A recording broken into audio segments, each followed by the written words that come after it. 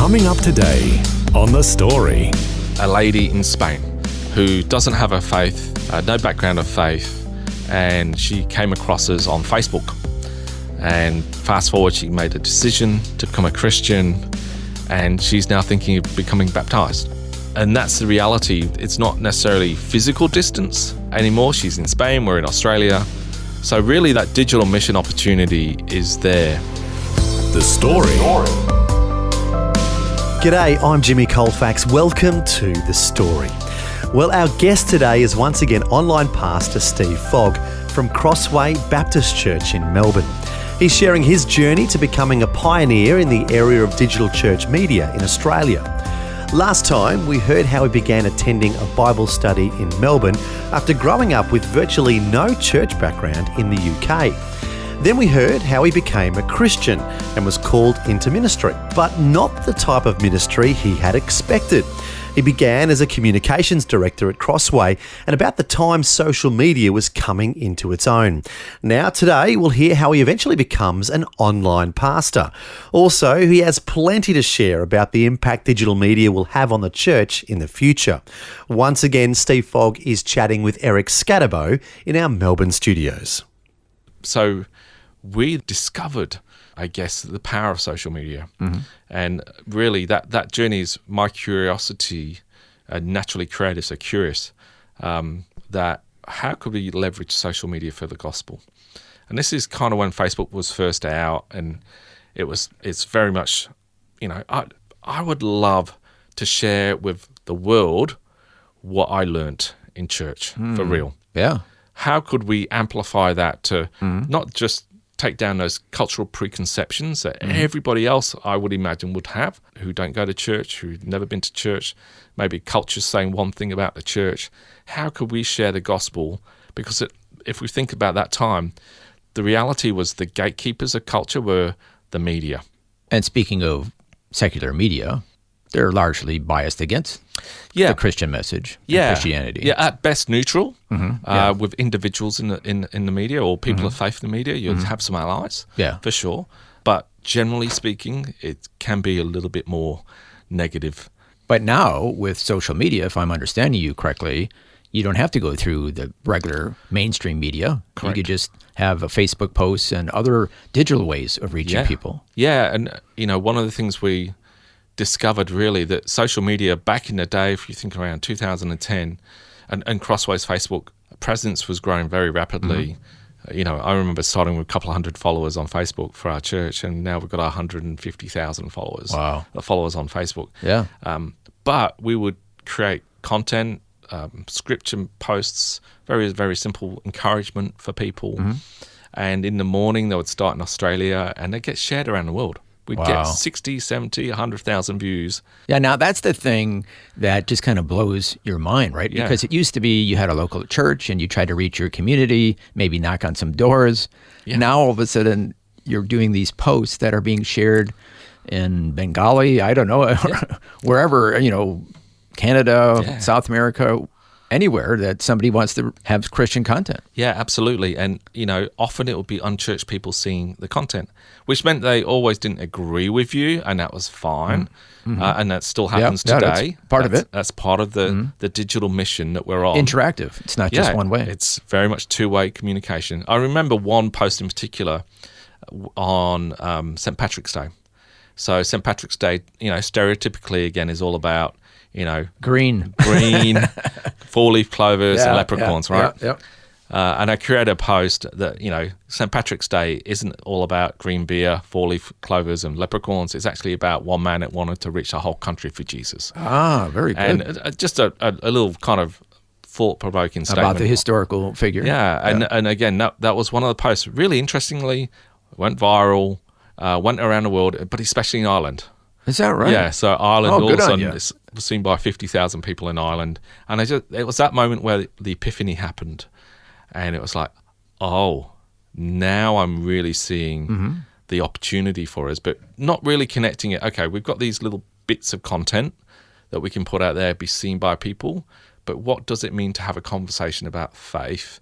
What does it mean for it to be more of a two-way conversation where people can chat with people, people can actually pray with people.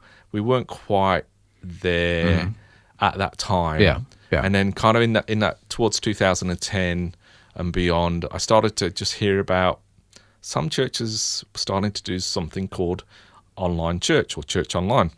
Now, back then, correct me if I'm wrong, but it was more for like people who couldn't come to church physically, or just another option for people. Yeah, I would predominantly say it was a handful of churches that were doing it, like literally around the world. And it probably was a bit of the tip of the spear in the sense of seeing the opportunity for that digital mission, that yes, there would be people who would not go to church for some reason that one weekend and watch online. But really the feedback I was getting from churches were, this is an incredible vehicle for digital mission. And for me, all of a sudden, I was looking at strategically saying, hold on a second, this might be the answer to the question I've been thinking with social media, where we can actually get someone to get prayer, for someone to experience Christ, for someone to make a decision for Jesus.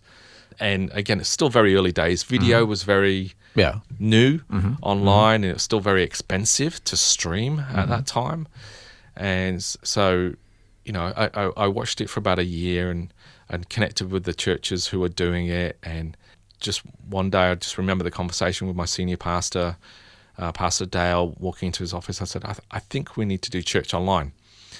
And he kind of looks at me and goes, tell me more about that. I explained the concept, showed him, and he said, I think you should write a paper for the board, and we should talk to the board about it. So 6 months later, the board had already approved it. So now, were you thinking, oh, this is just for members of our congregation in case they can't get to church? No, or were you thinking absolutely worldwide? No. This is absolute digital evangelism. Absolutely. Anywhere in the world. Anywhere in the So world. you had the big picture right from the start. The big picture was we can use this for the gospel.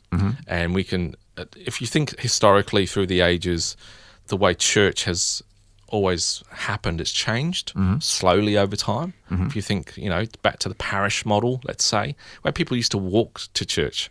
And it was a parish because the mode of transport there was to walk.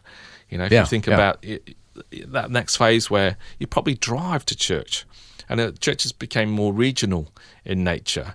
Really, this next phase is really just a digital next phase of what church can look like. You still have your in-person church, but online church is really that next phase where it's easier for people to find out about faith. And it doesn't replace that face-to-face conversation that people might have with their friends, or still have an invitation to church, but very much the low-hanging opportunity of it is for someone to come to faith. So can I share a story? Oh, of course. Yeah, sure. So just one example. A lady in Spain who doesn't have a faith, no background of faith, and we obviously have our online church, our online campus, and she came across us on Facebook. And fast forward, she made a decision to become a Christian, and she's now thinking of becoming baptized. Oh, fantastic. And that's the reality. It's not necessarily physical distance anymore. She's in Spain, we're in Australia.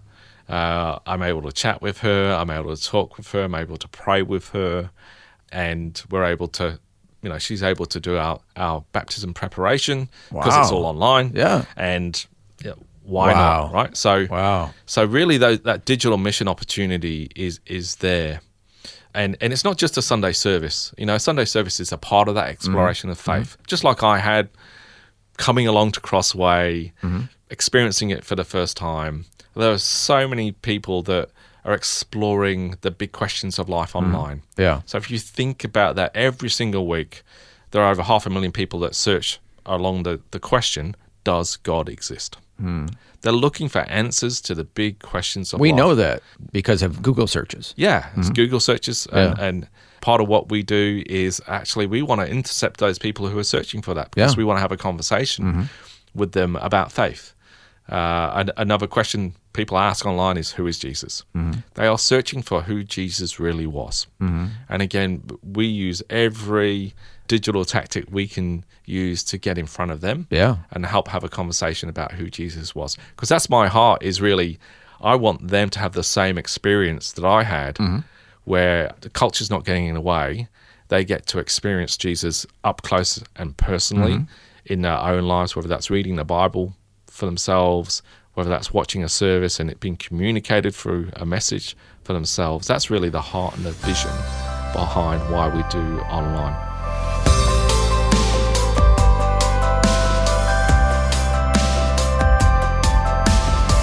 You're listening to The Story. Today, Eric Scatterbo is chatting with online pastor Steve Fogg from Crossway Baptist Church in Melbourne.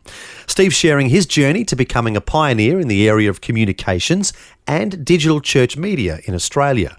We'll hear more of Steve's story when we return. The Story.